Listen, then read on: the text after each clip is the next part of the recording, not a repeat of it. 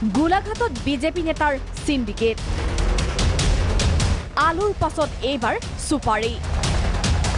আলু সিন্ডিকেটৰ সমগ্ৰ ঘটনা উন্মোচন কৰিছিল প্ৰাগ নিউজে বৰ্তমানো পলাতক আলু সিন্ডিকেটেৰে জড়িত বিজেপি নেতা এই ঘটনা মাৰ নজাওতে পোহৰলৈ আহিছে আন এক সিন্ডিকেট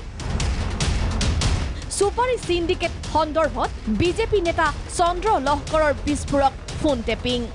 কাৰণটো মানে কি সুপাৰীয়ে মানে আমি মানে সুপাৰী মানে কথাটো বেপাৰটো চলি আছে যে তাৰ বিষয়ে মানে কথা পাতিবলৈ গৈছিল আৰু ফুৰিবলৈ আহিছিলো ফুৰিবলৈ আহোতে মানে সুপাৰী মাফিয়া মানে আমাক CBI বুলি মানে আৰু মানে হেৰি বুলি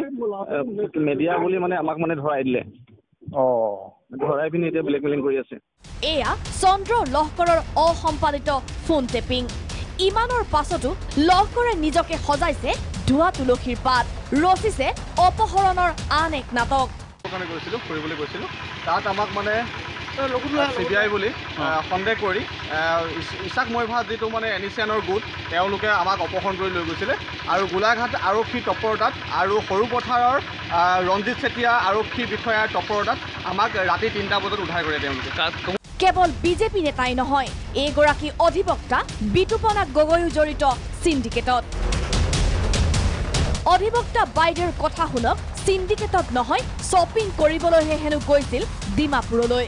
মাৰ্কেটিং আমি কৰিব নাপালোঁ মুঠতে গোটেই ঘটনাটো সমগ্ৰ ঘটনা আমাৰ 1 ঘণ্টাৰ পৰা 1.5 ঘণ্টাৰ ভিতৰতে হৈছিলে আমাক দিনতে প্ৰায় আমি ইয়াৰ পৰা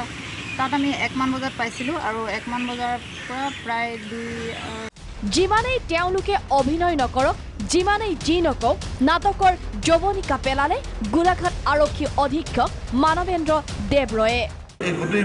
বিষয়টো বহিৰাজ্যত গৈ এনেকুৱা কাৰ্যটো ঠিক হোৱা নাই সুপাৰ গুদানত গ'ল